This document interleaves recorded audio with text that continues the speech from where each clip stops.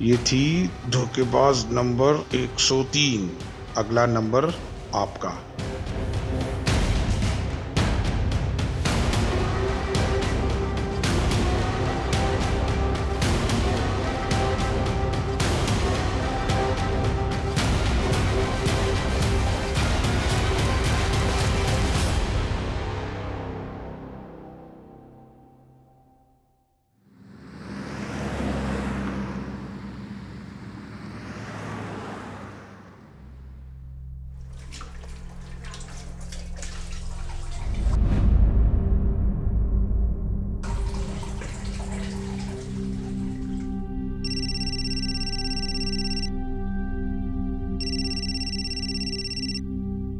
अरे ऋतिक, अरे पूरे 23 दिन बाद फोन किया तूने?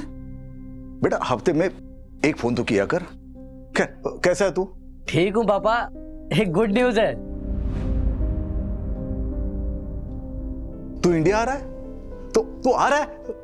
कौन सी फ्लाइट से आ रहा है बता, मैं एयरपोर्ट पे लेने आ जाता हूँ। नहीं पापा, एली प्रेग्नेंट है। क्या?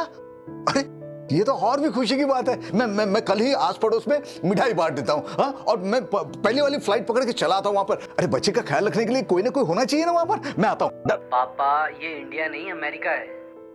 हम लोग एनी के लिए एक मेड रखने वाले हैं। एवं वैसे ही बहुत खर्चे होते हैं। डिलीवरी के बाद मैं आपको एक वीडियो कॉल कर दूंगा। हाँ बेटा, वीडियो कॉल ही सही। पोते का मुंह वीडियो कॉल पर देख लेंगे। बेटा ऋतिक, आज अगर तुम्हारी माँ जिंदा होती तो बहुत खुश होती। कौन सी माँ पापा, पहली या दूसरी?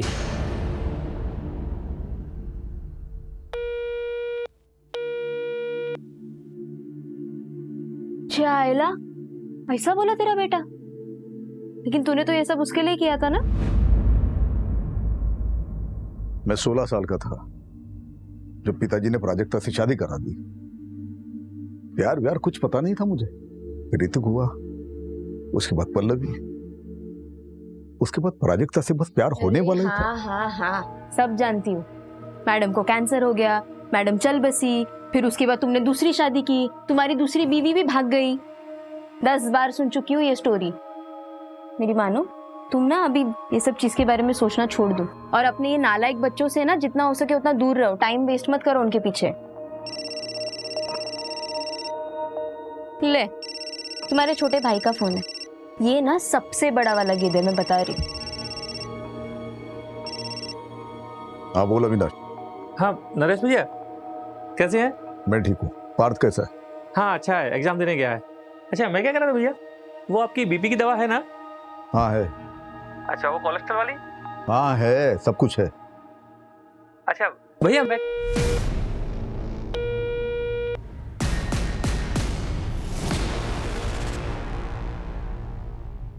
पापा दवाई का टाइम हो गया, आप दवाई ले लो, उठ जाओ। अरे वकील साहब। हाँ नमस्ते अंकल। नमस्ते नमस्ते। अरे कैसी है तबीयत? अरे भाई तेरे जैसा वकील ऐसे बीमार पड़ा रहेगा तो तेरे क्लाइंट को तो जज फांसी पे चढ़ा देगा। अरे नरेश तू भी। अरे आशीष बेटा, तो अंकल के लिए 2 चाय लेकर आ। हाँ। अरे नहीं चाय नहीं, चाय अभी पी के आ रहा हूँ। रेखा ने बनाया था, तू बैठ। अरे नरेश, वो डिजिटल कॉइन्स के नाम बताओ जो पढ़ने वाले हैं। अरे अंकल कोई कॉइन्स वाइन्स का दाम बताने की जरूरत नहीं है इनको। कैसे दाम कैसे फ्लक्चुएट होते रहते हैं उसके ऊपर नीचे, उनकी तरह ना इनका भी बीपी ऊपर नीचे होता रहेगा। अरे बाप की सेहत का इतना ही ख्याल है तो प्रताप के लिए एक बहू ले गया अच्छी सी। अरे प्रताप, वो उस लड़की की फोटो भेजी थी ना मैंने तुम्हें, वो दिखाओ। ये वाली? ये देख, ये इसका नाम सुनिधि है, यहाँ वाशिम में परिवार के साथ रहती है। अच्छे है ना? हाँ, अब मुंह से आवाज नहीं निकलेगी है? देखो लड़की अच्छी है तो मुझे पसंद है। अगर खानदान अच्छा हो तो तुम बात आगे बढ़ाओ। ठीक है, तो मैं इसके पिताजी के साथ बात करता हूँ और उनका नंबर तुझे मैसेज कर देता हूँ। हाँ ये ठीक है। अब तू आराम कर, मैं कपिल की दुकान पे जा रहा हूँ।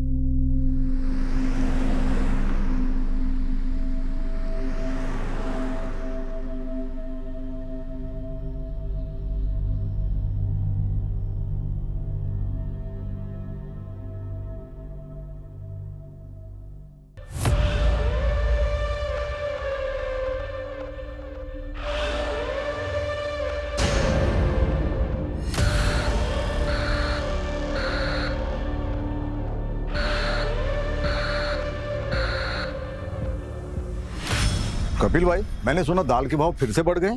अरे नरेश भाई, इस बार महंगाई आसमान छू के रहेगी।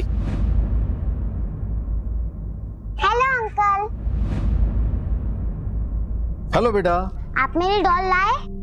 तुम्हारी डॉल? हाँ लाया हूँ ना, घर पे रखी है। लेकिन वो डॉल तुम्हें तब मिलेगी जब तुम्हें 10 में से 10 मार्क्स आएंगे। ओह नो, 9 मार्क्स नहीं चलेंगे? ओह नो, 9 मार्क्स क्यों? वो मेरे को एक सवाल का जवाब नहीं आ रहा था ना। अरे बाप रे, फिर तो बड़ी प्रॉब्लम हो जाएगी कपिल भाई।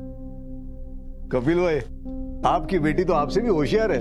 अच्छा नरेश भाई, आपके हुए 2749 रुपए। ये 3000। छुट्टे में बाद में देता हूँ। ठीक है, बाय अंकल। बाय बेटा। चल आजा, इसका हिसाब करके बता।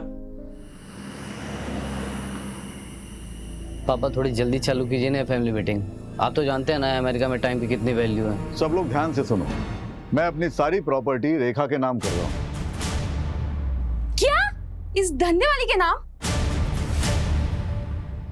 भैया आप पागल हो गए? इस घर पर मेरा भी अधिकार है। पापा सोच समझ के फैसला करिए। ये रेखा आपसे प्यार व्यार नहीं करती है। अगर आपने इसके नाम प्रॉपर्टी कर दी उसके बाद क्या? ये आपके साथ कुछ भी कर देगी पापा। पापा इससे अच्छा तो ना आप किसी और को डोनेट कर दीजिए प्रॉपर्टी। हे, तुम लोगों की तरह नहीं हूं मैं, समझी ना? इनसे प्यार करती हूँ और इनकी इज्जत भी करती हूँ। हम लोग मर गए हैं क्या? हमारा हक है इस प्रॉपर्टी पे। और ये कौन है जिसके नाम पे आप सब कुछ कर रहे हैं? ये तुम्हारी होने वाली माँ है। शादी कर रहा हूं मैं इससे। तुम लोगों के होने ना होने से मुझे कोई फर्क नहीं पड़ता, क्योंकि तुम लोगों में से कोई भी मुझे पूछता तक नहीं है। एक रेखा ही है जो हर वक्त हर दम मेरा ख्याल रखती है। छोड़िए ना, अब इन लोगों के चक्कर में अपना बीपी मत बढ़ाइए। ये लोग तो गैरों से भी बदतर हैं। आप चलिए, तमीज से। होने वाली माँ हूं तुम्हारी और तुम्हारी भाभी। निकलो, तुम लोग निकलो यहाँ से, निकलो जल्दी, निकलो यहाँ से।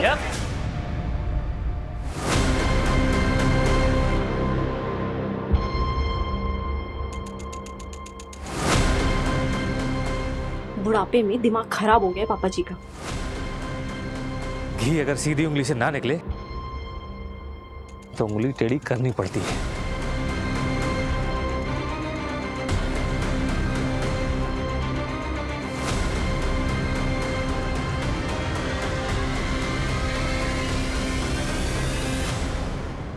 पापा थोड़ी जल्दी चालू कीजिए ना फैमिली मीटिंग। आप तो जानते हैं ना अमेरिका में टाइम की कितनी वैल्यू है। सारा प्लान वेस्ट हो गया।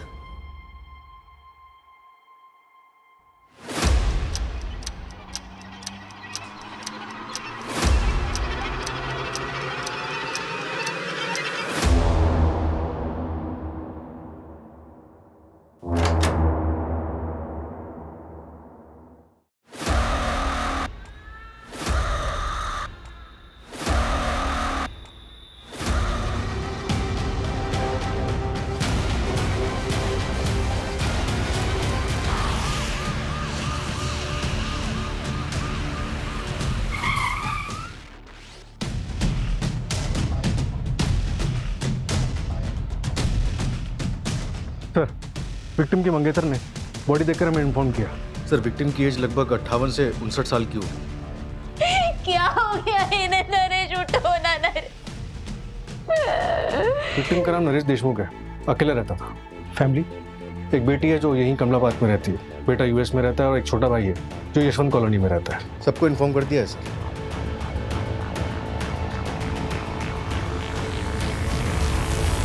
सुनो ना अविनाश, बात को मम्मी के यहाँ पे छोड़ दे क्या? अरे इतना पैनिक मत हो, नहीं तो सब गड़बड़ हो जाएगा। मैं बोल रहा हूँ ना, कुछ नहीं होगा। कैसे कुछ नहीं होगा? आज नहीं तो कल पुलिस घर पे आएगी ना। देखो, जब पुलिस घर पर आएगी तो हम वैसा ही करेंगे जैसा हमने प्लान किया। तुम अगर इतना घबराओगी तो सब गड़बड़ हो जाएगा। और वो देखा, उसका भी इंतजाम कुछ कर देता हूँ। अच्छा सुनो, मैं लेट हो रहा हूँ, पल्लवी आ गई होगी, मैं जाता हूँ, ध्यान रखना।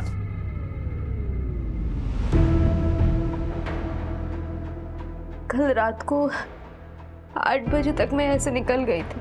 बाद में फोन पे बात भी हुई हमारी। तब मुझसे कहा कि मैं सोने जा रहा हूँ। सुबह नाश्ता लेके आई तो देखा कि दरवाजा खुला हुआ था। अंदर आई तो। अच्छा ये बताओ कि घर से कुछ चोरी हुआ है?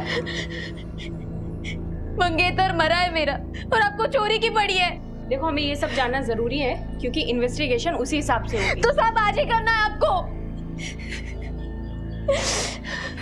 मंजू, पंचनामा करके बॉडी को तुरंत पोस्टमार्टम के लिए भिजवाओ। Okay sir.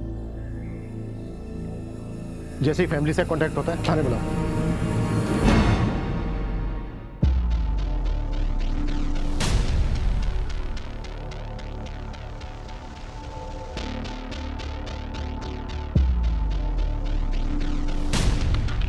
सूरज ऊपर चेक किया?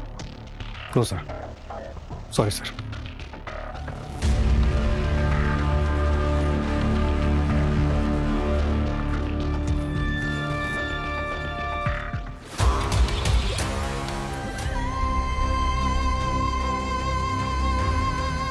रिया, रिया, रिया, रिया, क्या हुआ मेरी बेटी को?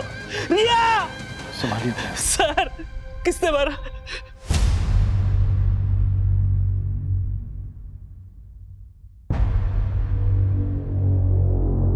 रिया, नरेश भाई रिया के लिए एक पिता की तरह थे। वो उसे ट्यूशन पढ़ाते थे। कई बार वो पढ़ते पढ़ते वही सो जाती थी। कल भी रिया गई थी ट्यूशन पढ़ने उनसे? नहीं, मैंने उसे नरेश भाई के छुट्टे पैसे लौटाने भेजा था। क्यों क्यों भेजा? संभालिए अपने आप को। तो जब रिया वापस नहीं आई तो आप उसे नरेश जी के घर देखने नहीं गए? मैं दुकान पे था देर रात तक। हमेशा की तरह मुझे लगा शायद वो वही सो गई होगी। मुझे जाना चाहिए था, मेरी बच्ची बच जाती। रिया की माँ कहाँ है? 3 साल पहले मुझे और रिया को छोड़कर भाग गई।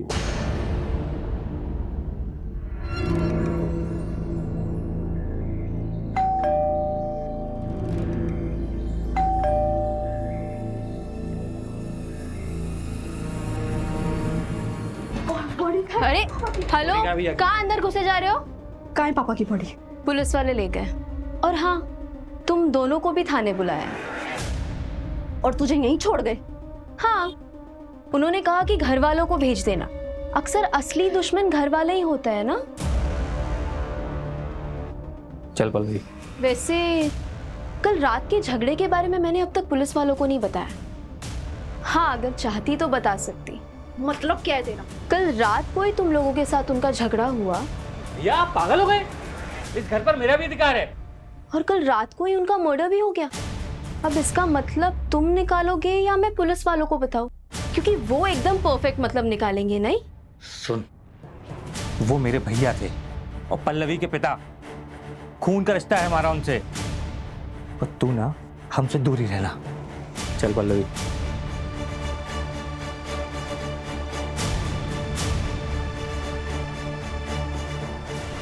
कई बार खून के रिश्तेदारों से ज्यादा पराये लोग अपने हो जाते हैं ना माँ।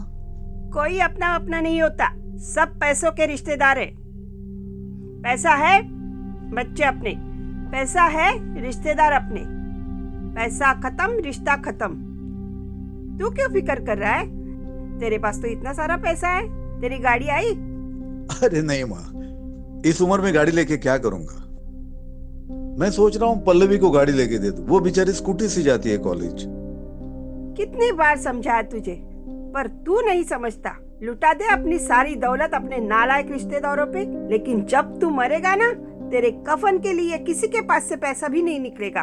तो तू दे दे ना कफन। हाँ, दे दूंगी ना। ये चादर तूने ही दी है ना, यही दे दूंगी। शहर में हुए डबल मर्डर ने पूरे खोपोली के लोगों को सकते में डाल दिया है। इस चौंका देने वाले मर्डर ने एक बार फिर से पुलिस प्रशासन पे सवाल उठाया है। क्या शहर के लोग सेफ हैं? देखिए, बॉडी पोस्टमार्टम के लिए भेजी गई है। 24 घंटे बाद आपको दे देंगे। पापा तो बहुत अच्छे आदमी थे, भला उन्हें ऐसे कोई क्यों मारेगा? क्यों झूठ बोल रही पल्लवी? सर मैं आपको बताता हूँ। दरअसल भैया एक नंबर के अड़ियल इंसान थे। भाभी के जाने के बाद उन्होंने ऋतिक को अमेरिका भेज दिया, तो जिससे उनकी अय्यासी चलती रहे। सर आप देखना, पीएम की रिपोर्ट आने वाली है, उसमें पक्का उनको एड्स निकलेगा। चाचू, आप ये क्या कह रहे हैं? हाँ तो झूठ क्या बोल रहा हूँ, जो सच है वही बता रहा हूँ। तो रेखा को पता था ये सब? उसे क्या ही फर्क पड़ता है, वो तो खुद एक धंधे वाली थी। रेखा तो मंगेतर थी ना नरेश जी की। हाँ, दिमाग खराब हो गया था पापा का। कल रात आप लोग कहाँ थे? अपने घर पे? पापा से मिलने गए थे, फिर सब अपने अपने घर आ गए। सब एक साथ मिलने गए थे, जाहिर सी बात है कोई खास वजह होगी। कल रात पापा अपने प्रॉपर्टी का बंटवारा करने वाले थे।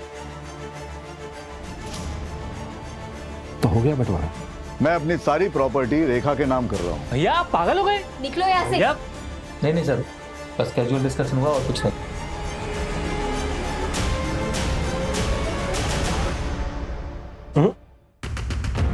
फैमिली में प्रॉपर्टी के बंटवारे को लेकर डिस्कशन कभी कैजुअल नहीं हो सकता।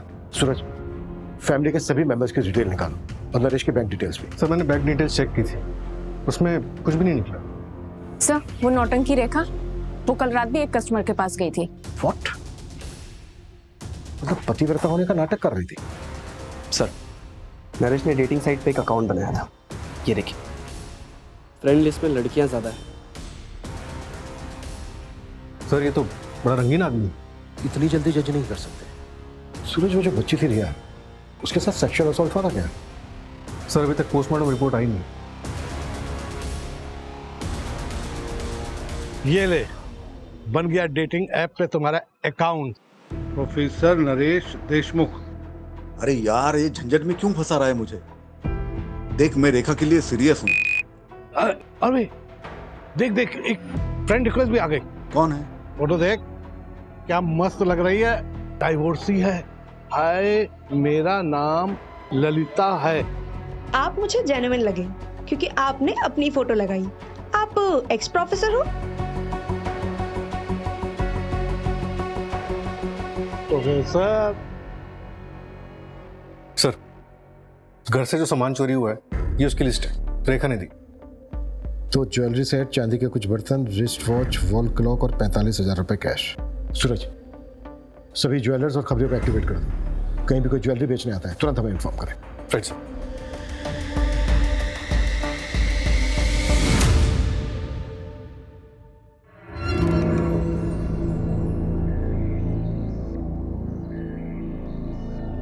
सर, कपिल की बीवी नीतू के बारे में पता किया मैंने, रत्नागिरी से है। वहाँ उसका मायका भी है और 8 महीने से वहाँ वो किसी आदमी के साथ रह रही है।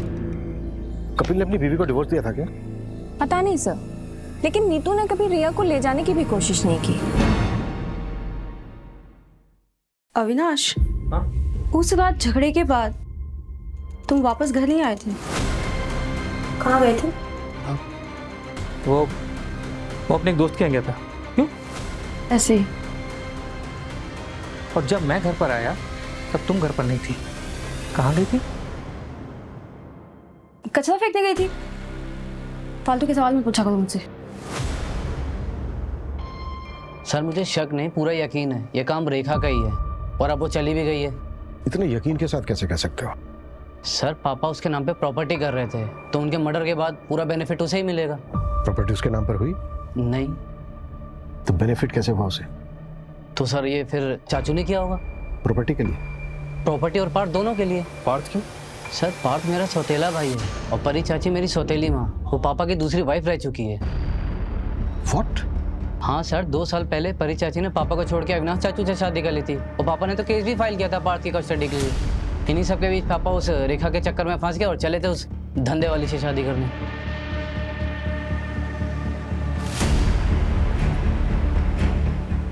तुम इंडिया कब आए?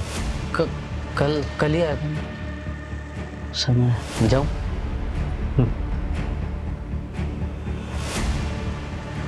ये बात हमें अविनाश और परी ने क्यों नहीं बताई?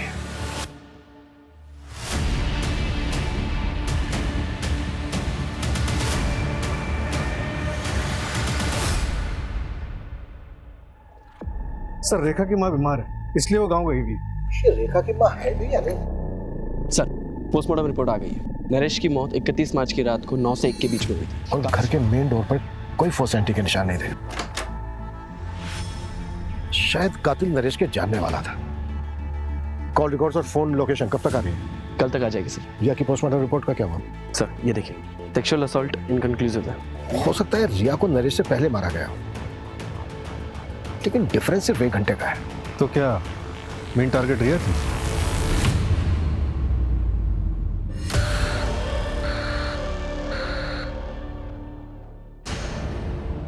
इसमें बताने वाली क्या बात है? हम लोग ऑफिशियली अलग हुए थे और इस बात को 2 साल हो चुके हैं। हम सबके बीच में वैसे भी सब ठीक ही चल रहा था। पार्थ की कस्टडी को लेकर केस चल रहा था आप लोगों के बीच, और आप कह रही हैं कि सब कुछ ठीक चल रहा था। देखिए, आपको मुझ पे शक है ना, तो पहले जाइए सबूत लेके आइए, फिर बात करेंगे हम। वो तो हम ले ही आएंगे। पहले ये बताइए कि विनाश कहाँ है? ऑफिस गए हैं।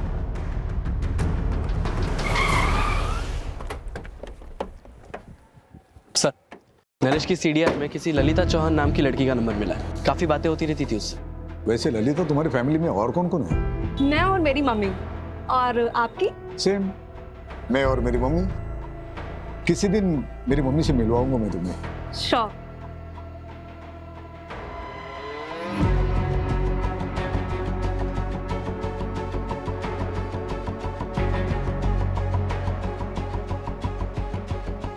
देखो ललिता, मुझे गलत मत समझना, मैं एक दोस्त की तरह मिलने आया हूँ तुम्हें। और ये ऐप पे जो अकाउंट है ना, वो मैंने नहीं बनाया था, मेरे दोस्त ने बनाया था मेरे नाम से, और ऑलरेडी मेरी एक मंगेतर है। It's okay, I understand. Actually मुझे आपसे एक हेल्प चाहिए थी। आप RM सहानी कॉलेज में प्रोफेसर थे ना? हाँ। मैं वहाँ जॉब के लिए अप्लाई करना चाहती हूँ, तो क्या आपकी कुछ मदद मिल सकती है? अरे बिल्कुल करूंगा। वहाँ के प्रिंसिपल तो मेरे दोस्त है, बहुत अच्छे दोस्त है। मैं बात करता हूँ उनसे, तुम सिर्फ इंटरव्यू दे के आना। Thank you so much. क्या? लेकिन नरेश जी की माँ तो है ही नहीं। अरे लेकिन ऐसे कैसे हो सकता है? उन्होंने तो मुझे अपनी माँ की फोटो दिखाई थी और वो उनसे मुझे मिलाने भी वाले थे।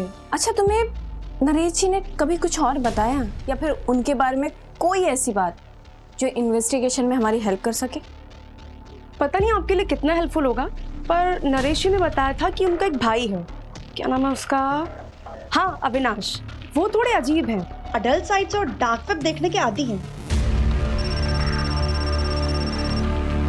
हेलो, क्या? ओके, मैं आती हूँ। तुमने सीधे डीसीपी ऑफिस में कंप्लेंट डाल दी। अरे तुम्हें हमारे पास आना चाहिए था ना। तो तुम्हें ये लगता है कि तुम्हारी वाइफ नीतू ने रिया को मारा है? लगता नहीं है मैडम, मुझे यकीन है, क्योंकि उस दिन नीतू यहीं खोपोली में थी।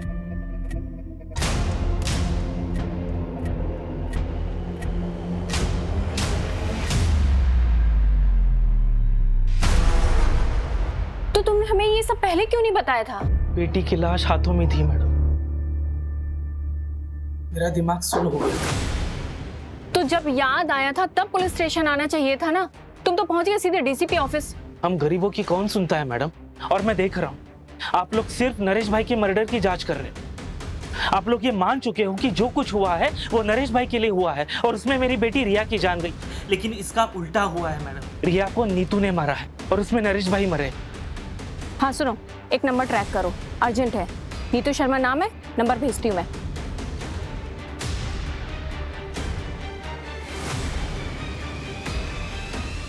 चलो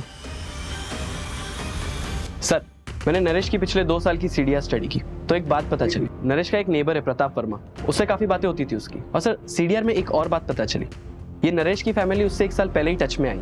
1 साल पहले तक तो किसी को नरेश से कोई मतलब नहीं था। पर ये 1 साल पहले अचानक से नरेश की जिंदगी में ऐसा क्या हुआ कि सबको उसके प्रति प्यार जाग गया? Anyway, नरेश की माँ का कुछ पता चला? अभी तक नहीं सर, मैंने फैमिली से पूछताछ की। उनका कहना है कि 20 साल पहले उसकी माँ मर गई थी। तो फिर नरेश ने अपनी माँ बताकर ललिता को फोटो किसकी दिखाई?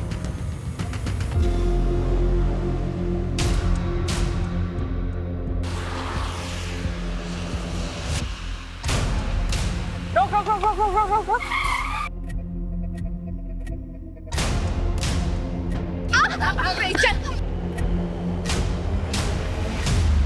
मैंने कुछ नहीं किया, मैं तो अपनी रिया को वापस लेने आई थी। 3 साल बाद। और तुम्हें क्या लगता है तुम रिया को लेकर जाती और तुम्हारा नया हस्बैंड उससे एक्सेप्ट कर लेता? सुधीर को मैं शादी के पहले से पसंद करती हूँ। कपिल से बच्चा नहीं हो रहा था, जिसकी वजह से वो मुझ पर हाथ उठाता था। सुधीर रत्नागिरी से सिर्फ मुझसे मिलने के लिए आता था। उसी दौरान रिया हुई। तो क्या रिया तुम्हारे और सुधीर की बेटी है? हाँ। ये बात कपिल को पता है? पता नहीं, पर रिया से मेरी फोन पर बातें होती रहती थी। उसने बताया पिछले महीने कपिल ने उसका ब्लड टेस्ट करवाया था। सर, मैंने रिकॉर्ड चेक करवाए हैं। 3 हफ्ते पहले कपिल ने अपना और रिया का डीएनए टेस्ट करवाया था, जिसमें ये कंफर्म हुआ है कि कपिल रिया का फादर नहीं है। व्हाट? कपिल को उठाओ और तब तक नरेश के मोहल्ले में जाकर ये पता करो कि नरेश कैसा आदमी था। नरेश को इन्वेस्टमेंट का बहुत अच्छा नॉलेज था। वो डिजिटल कॉइन्स के नाम बताओ जो बढ़ने वाले हैं। अरे अंकल, कोई कॉइन्स वाइन्स का दाम बताने की जरूरत नहीं है इनको। नरेश ने 2014 में डिजिटल कॉइन्स में 3 लाख रुपए इन्वेस्ट किए थे और अभी 2021 में उसने उन्हीं कॉइन्स को बेचा 34 करोड़ रुपए में। 34 करोड़? कहाँ है ये 34 करोड़? हमने तो उनका बैंक अकाउंट चेक किया था, उसमें तो कुछ भी नहीं मिला। अबे 34 करोड़ कहाँ है ये तो मुझे नहीं पता, लेकिन ये नरेश के रिश्तेदार जो उसके पीछे दुम हिलाते घूम रहे हैं वो सिर्फ उस 34 करोड़ के लिए। 34 करोड़ ना नरेश के बैंक अकाउंट में है और ना ही उतना पैसा उसके घर में मिला। हाँ सर, पूरे 34 करोड़ रुपए गायब है। आखिर इतना सारा पैसा उसने रखा कहाँ होगा? और सर 1 साल से इतना पैसा रखना क्राइम को खुला इन्विटेशन देने के बराबर है। सर, कपिल फरार हो गया है। उसके घर में ताला लगा है और नंबर भी स्विच ऑफ आ रहा है।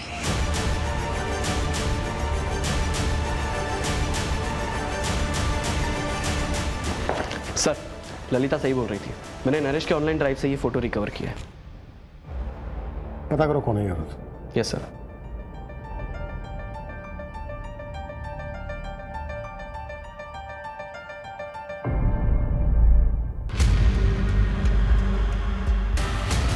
ये थी धोखेबाज नंबर 104। तो नरेश की बेटी पल्लवी, उसका एक लड़की के साथ अफेयर है। व्हाट? हाँ सर, सुनिधि नाम है उसका। ये देख, ये इसका नाम सुनिधि है। यहाँ वाशिम में परिवार के साथ रहती। दोनों लिव इन में रहते हैं। नरेश ने इन दोनों को अलग करने की भी कोशिश की थी। देखो सुनिधि, मैंने तुम्हारे लिए बहुत अच्छा लड़का देखा है, अच्छी फैमिली से। मेरे दोस्त प्रताप का बेटा है, वकील फैमिली से। पापा, आई डोंट बिलीव दिस। मुझे लगा आप यहाँ पे मेरे और सुनिधि के रिश्ते को एक्सेप्ट करने आए, लेकिन आप तो हमारे रिश्ते को तोड़ने में लगे। लेकिन मैं ऐसा होने नहीं दूंगी। बाप हूं तुम्हारा, फिक्र है तुम्हारी, इसलिए ये गलती तुमसे होने नहीं दूंगा मैं। मेरे जीते जी ये शादी हो नहीं सकती। ठीक है, फिर आप मेरे लिए मर गए। चल सुनिधि। यार, नरेश अंकल ने पापा को फिर से फोन किया था। लड़के वालों को ये रिश्ता मंजूर है, उन्होंने मुझे लड़का देखने के लिए बुलाया है। तू फिक्र मत कर, मैं हमारे बीच किसी को भी नहीं आने दूंगी, किसी को भी नहीं। सर, अविनाश की सीडीआर के मुताबिक 31 मार्च की रात को उसका फोन रात 9 बजे से 12 बजे तक बंद था। 9 से 12 के बीच में फोन बंद था। नरेश और रिया का मर्डर भी इसी बीच में हुआ। मतलब पॉसिबल है कि उस रात को अपने घर गए ही ना हो। उस रात झगड़े के बाद तुम वापस घर नहीं आए थे, कहाँ गए थे? सूरज, अविनाश को उठा लो और रेखा का क्या हुआ? उसकी माँ है? नहीं है सर, 6 साल पहले गुजर गई और अब रेखा का फोन भी बंद आ रहा है। उसके पास 3 नंबर हैं, तीनों ट्रैकिंग पे डाले, लेकिन तीनों के तीनों बंद हैं। रेखा ने ही नरेश का मर्डर किया और उसका सारा पैसा लेकर फुर्र हो गई। शतरंज के खेल में रानी सबसे ज्यादा चालबाज होती है। सूरज, अपने सारे कब्जे को एक्टिव कर दो, जितनी फोर्स चाहिए लगा दो, लेकिन रेखा मुझे जल्द से जल्द लॉकअप में चाहिए। अविनाश को तुरंत अरेस्ट करो, इससे पहले कि वो भी हमारे हाथ से निकल जाए। वो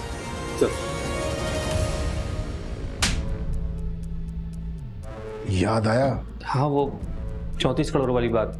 मुझे पता था कि भैया के पास 34 करोड़ रुपए हैं, पर मैंने नरेश भैया का मर्डर नहीं किया सर। 31 मार्च की रात को अपना मोबाइल फोन बंद करके कहाँ गया था तू? वो मैं अपने एक दोस्त के यहाँ गया था। दोस्त का नाम और नंबर बोल। बंसी नाम है उसका, नंबर मेरे मोबाइल में है, मैं देख के बताता हूँ आपको। उसकी जरूरत नहीं है, नंबर है हमारे पास 733219। रेखा का नंबर है ये। क्राइम की रात को रेखा अपने क्लाइंट से मिलने गई थी और वो क्लाइंट तू।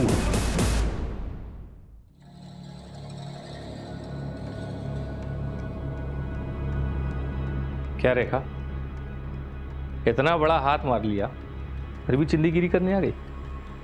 राजा, तू ना मेरा कस्टमर है और अब तक करोड़पति बनी नहीं हूँ मैं। आज जब बन जाऊंगी तब सोच लूंगी ना। चल टाइम खोटी मत कर, जो करना है वो जल्दी कर। रेखा और तू दोनों नरेश से जुड़े हुए थे और क्राइम की रात को तुम दोनों साथ में थे। ये बात छिपाई क्यों हमसे? सर माना कि ये बात मैंने आपसे छुपाई, पर अब तो आपको पता चल गई ना। हाँ, मैं एक अनलॉयल हस्बैंड हूँ, धोखेबाज भाई हूँ, पर इससे ये साबित नहीं होता कि मैंने नरेश भैया का मर्डर किया है। क्राइम वाली रात को तू होटल से 1 घंटा पहले निकला था, कहाँ गया था? सर एक मिनट। सर जैसे ललिता ने कहा था, मैंने अविनाश की सर्च हिस्ट्री कंगाली। अविनाश डल साइट्स और डार्क वेब देखने के आदी हैं। मुझे कुछ मिला नहीं, तो मैं रैंडमली डार्क वेब पे सर्च कर रहा था, तो मुझे ये वीडियो मिला।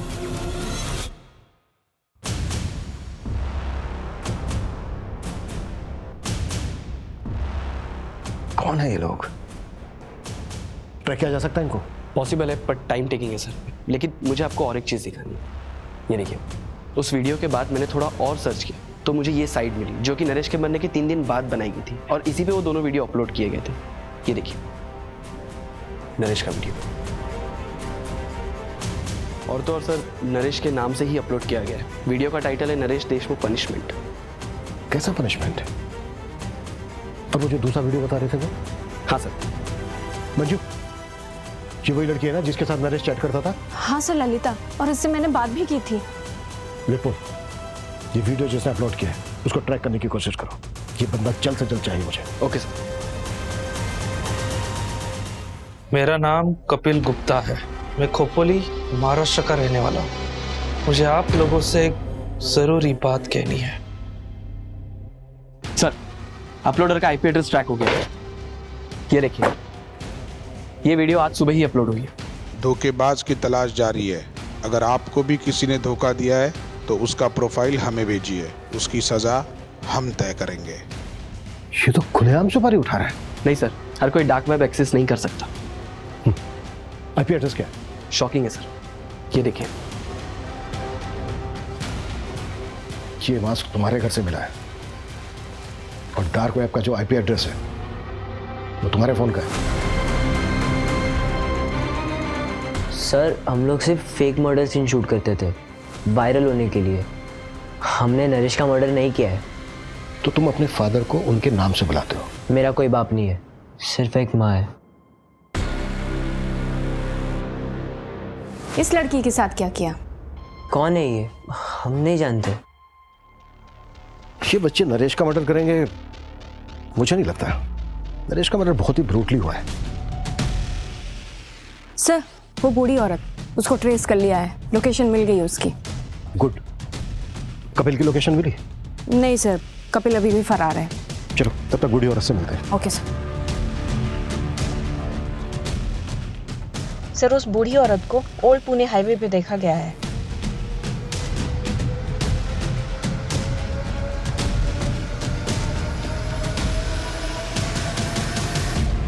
माता जी उठिए। मैंने समझाया था उसे, लेकिन उसने मेरी बात नहीं मानी।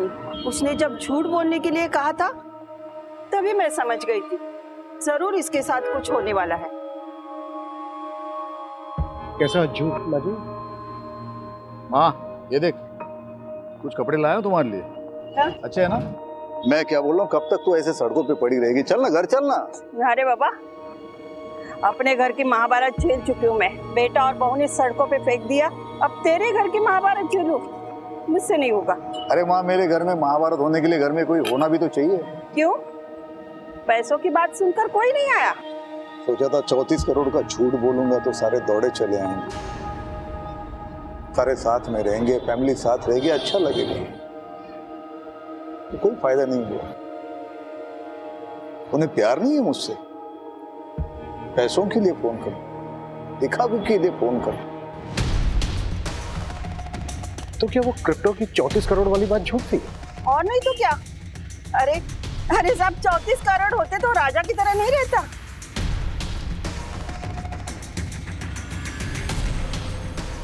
आखिर किलर आया किसके लिए? रिया के लिए या फिर नरेश के? मंजू, जो दूसरा अपलोडर था उसकी कोई अपडेट? ललिता की लोकेशन डिटेल्स चेक कर रहे हैं, अगर उसकी लास्ट लोकेशन पता लग जाए तो शायद हम दूसरे अपलोडर तक पहुंच जाए। सर एक और बात, कपिल ने अभी एक वीडियो अपलोड किया है ऑनलाइन जिसमें उसने पब्लिक से गुहार लगाई है कि पुलिस उसे झूठे केस में फंसा रही है। तो तुम भागा क्यों कर रहे हो?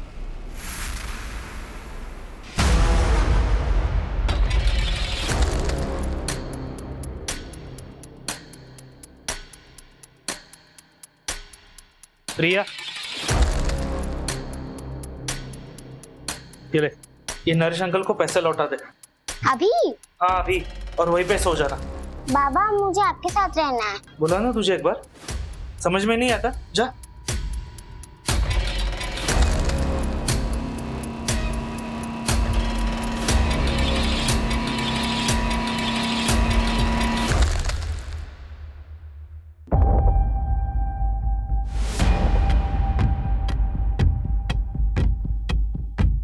मंजू मेरे केबिन में। Yes sir. मंजू ये देखो, इस साइड पे जितने भी वीडियो हैं उनमें जो मास्क है उसमें साइड लॉक नहीं है। और ये ललिता वाला वीडियो देखो, इसमें जो मास्क है उसमें साइड लॉक है, मतलब दोनों मास्क अलग है। और मुझे ये पता करना है कि ये दोनों मास्क कहां से खरीदे गए। सर सूरज सर उसी में लगे हुए हैं। ओके। और ये ललिता वाला वीडियो ना जरा ध्यान से देखो। जब भी किसी जिंदा इंसान को जलाया जाता है तो वो चीखता है, चिल्लाता है, तड़पता है, इधर उधर भागता है, लेकिन ललिता की बॉडी में कोई मूवमेंट नहीं है, सिर्फ चीखने की आवाजें आ रही है। तो क्या ये साउंड फेक है? सर ये मास्क ऑनलाइन खरीदा गया, ये देखिए, ये है बायर्स की लिस्ट। और सर ये हाईलाइटेड नाम देखिए।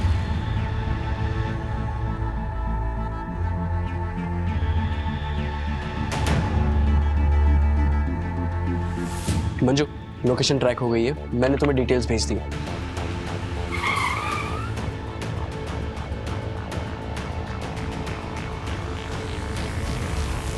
कौन? Room service.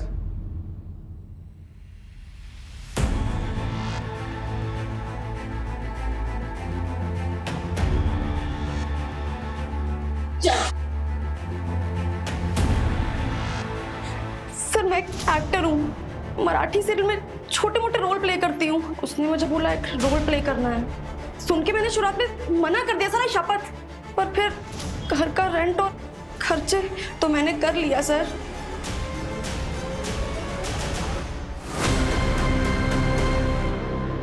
अरे नरेश, वो डिजिटल कॉइन्स के दाम बताओ जो बढ़ने वाले हैं। अरे अंकल कोई कॉइन्स वाइन्स का दाम बताने की जरूरत नहीं है इनको।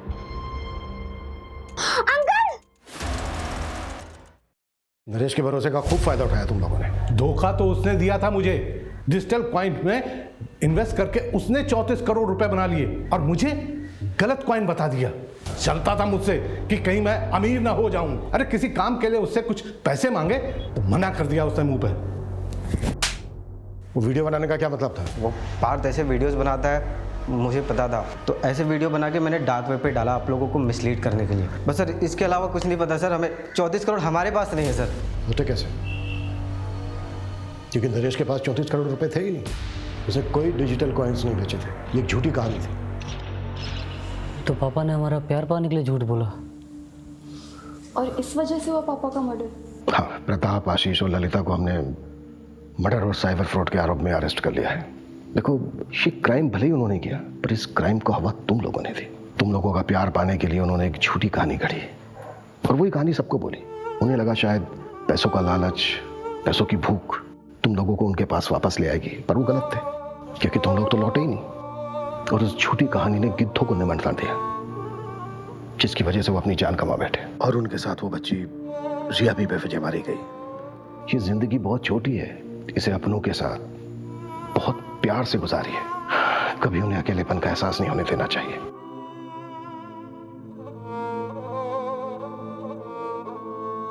मैंने तेरे लिए स्पेशल भिंडी मसाला बनाया है।